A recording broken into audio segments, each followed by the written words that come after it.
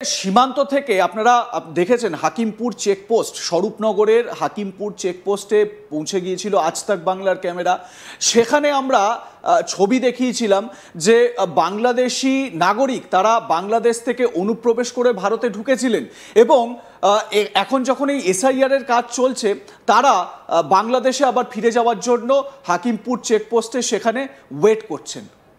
স্বাভাবিকভাবে এই জায়গা থেকে দাঁড়িয়ে বা এই রকম যখন সিচুয়েশন বা এই রকম যখন পরিস্থিতি, তখন কোথাও না কোথাও মমতা বন্দ্যোপাধ্যায় রাজ্যের প্রশাসনিক প্রধান তার যে বিচলিত হওয়ার যে চিত্র, সেই চিত্র আমরা দেখতে পাচ্ছি। তিনি ইলেকশন কমিশনকে বারবার চিঠি দিচ্ছেন, আবার দেখা যাচ্ছে তিনি প্রকাশ্য মঞ্চ থেকে হুঙ্কার ছাড়ছেন কি কি তিনি করতে চলেছেন, হিলিয়ে দেবেন সারা ভারতকে, এই সমস্ত বক্তব্য রাখছেন।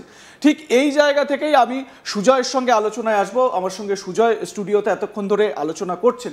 সুজয়, একটা জিনিস সেটা হচ্ছে গিয়ে এই যে বাংলাদেশি ভোটার যারা, আমি এই কথা বলতে আর কোনো দ্বিধা নেই, কারণ বাংলাদেশিরা যারা হাকিমপুর চেকপোস্টে অপেক্ষারত, যারা বাংলাদেশে ফিরে যাওয়ার জন্য সেখানে ভিড় জমিয়েছে, তারা নিজেদের মুখেই বলছেন যে আমরা এখানে লক্ষ্মীর ভাণ্ডার পেয়েছি, আমরা এখানে বিভিন্ন সরকারি সুযোগ সুবিধা পেয়েছি, দুয়ারে সরকার কর্মসূচি থেকে তাদেরকে বিভিন্ন রকম সুযোগ সুবিধা মানে আধার কার্ড, ভোটার কার্ড ইত্যাদি তৈরি করে দেওয়ার ব্যবস্থা করা হয়েছে, এরকম বলা হচ্ছে। এটা আজকে আর মিথ নয়, এটা একেবারে সর্বজন বিদিত। আমাদের আজ তাক বাংলায় সেই ছবি দেখানোর পর কোথাও কি এই ভয়টাও মমতা বন্দ্যোপাধ্যায় রয়েছে যে বিজেপি বা বিরোধী দল যারা ভোট ব্যাংক করে মমতা বন্দ্যোপাধ্যায়ের দলের বিরুদ্ধে সোচ্চার হন, বাংলাদেশি এই ভোটাররাই কি মমতা বন্দ্যোপাধ্যায়ের সেই ক্রিম ভোট ব্যাংক? হ্যাঁ, একেবারেই তাই।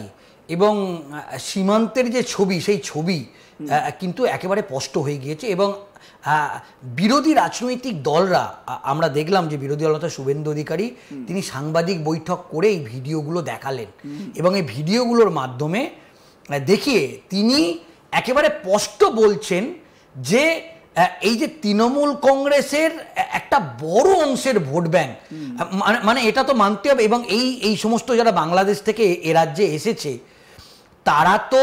তারা বেশিরভাগই তারা সংবাদ মাধ্যমে বলেছে এবং আজ তাক বাংলার ক্যামেরাতেও বলেছে যে তারা এখানে এসে, কারণ তাদের বাংলাদেশে কাজ করার সমস্যা, তাদের জীবিকা নির্বাহের সমস্যা হচ্ছে, তারা এখানে এসে তারা কাজ করেছে এবং তারা একটা নির্দিষ্ট সময় তারা বাংলাদেশেও গিয়েছে এবং দেখা যাচ্ছে বাংলাদেশেও তার এপিক কার্ড আছে এবং এখানেও তাদের উপরই পাওনা, তাদের এই রাজ্যেরও বা ভারতেরও তারা বাসিন্দা হয়ে গিয়েছে, তারা আধার কার্ড তৈরি করেছে, তারা ভোটার লিস্টে নাম তুলেছে।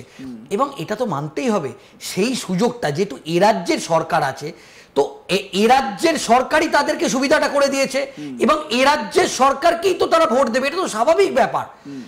যে মানুষটা তারা সে দেশ থেকে নিপীড়িত হয়ে তারা যখন তাদের মানে মাথার ছাদটুকু তারা এই পশ্চিমবঙ্গে পেয়েছে এবং তাদেরকে সমস্ত সুযোগ সুবিধা, এই যে তুমি যে কথাটা বলে একটা কথা ঠিক, এবং প্রচুর মানুষ তারা বলেছে যে আমরা লক্ষ্মীর ভাণ্ডার কেন, এ রাজ্যের সমস্ত সুযোগ সুবিধা তারা পেয়েছি। তো এটাও মমতা বন্দ্যোপাধ্যায় বা শাসক দলের কাছে একটা অত্যন্ত চিন্তার বিষয় যে একটা বড় অংশের ভোটার তারা আতঙ্কিত হয়ে তারা দলে দলে তারা এই রাজ্য ছেড়ে তারা বাংলাদেশে চলে যাচ্ছে।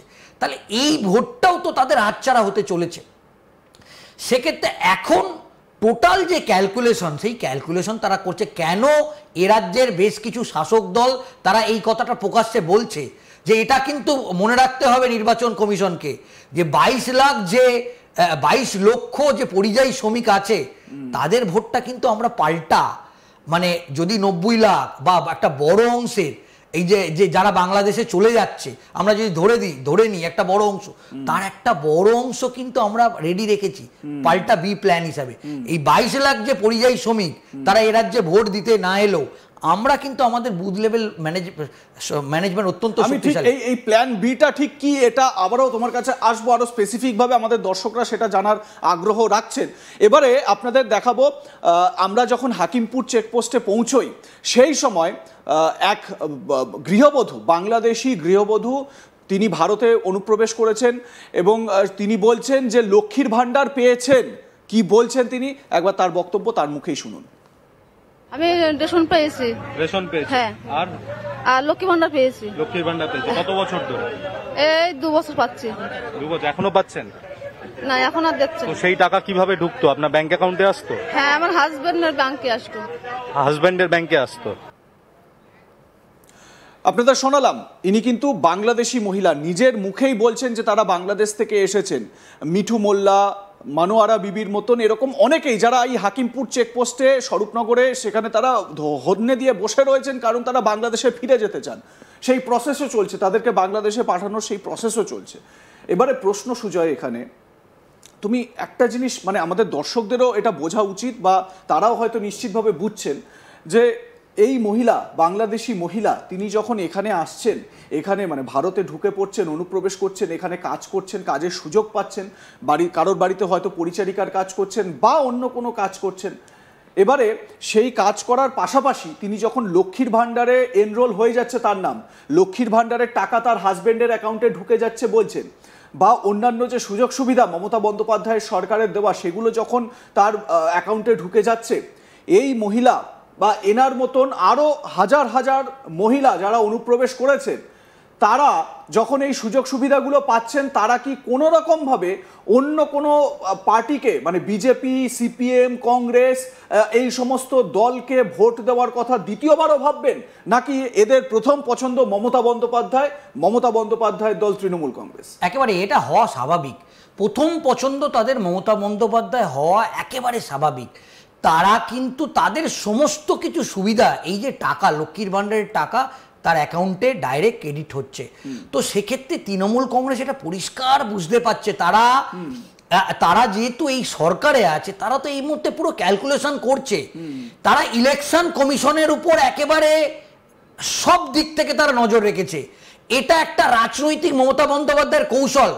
কেন্দ্রীয় নির্বাচনকে এখনো পর্যন্ত তিনি 3টে চিঠি দিয়ে দিয়েছে, এবং মনে করা হচ্ছে, এবং তৃণমূল কংগ্রেসের একটা টিম তারা কেন্দ্রীয় নির্বাচন কমিশন জ্ঞানেশ কুমারের সঙ্গে দেখা করবে। তো সেক্ষেত্রে এখন তৃণমূল কংগ্রেস যেটা ভাবছে যে এই যে একটা বড় অংশের ভোটার যারা সীমান্ত দিয়ে চলে যাচ্ছে, সেই ভোটটাকে কিভাবে মানে তার পাল্টা হিসেবে প্ল্যান বিটা কি? কারণ এই ভোটটা তো তারা সীমান্ত দিয়ে তারা চলে যাচ্ছে, সেক্ষেত্রে এই ভোটটাকে মেকআপ করবে কিভাবে? এই ভোটটাকে এইভাবেই মেকআপ করা হবে। তাদের যেটা বক্তব্য যে এ রাজ্যের যে ডেডিকেটেড একটা পরিযায়ী শ্রমিক, তার একটা বড় অংশ মালদা, মুর্শিদাবাদ, এবং সেটাও কিন্তু সংখ্যালঘু ভোটার। এই যে পরিযায়ী শ্রমিকদের একটা বড় অংশ, সেটাও কিন্তু সংখ্যালঘু সম্প্রদায়ের মানুষ, মালদা, মুর্শিদাবাদ একটা বেশি, এবং মালদা, মুর্শিদাবাদের সেটাও কিন্তু তাদেরও একটা বড় অংশ তৃণমূল কংগ্রেসের ডেডিকেটেড ভোটার। এবং তৃণমূল কংগ্রেস কিন্তু আরেকটা কথা বলেছে, সেটাও খুব উল্লেখযোগ্য। কি কথা? ভোটটা কারা করায়, মূলত কারা করায় আমাদের রাজ্যে? ভোটটা শাসক দলের করায়, এবং শাসক দলের বুথ লেভেল ম্যানেজমেন্ট সংগঠন অত্যন্ত শক্তিশালী, এবং সংখ্যালঘু সম্প্রদায়ের মানুষই বিভিন্ন বুথে একটা দাপট দেখায়।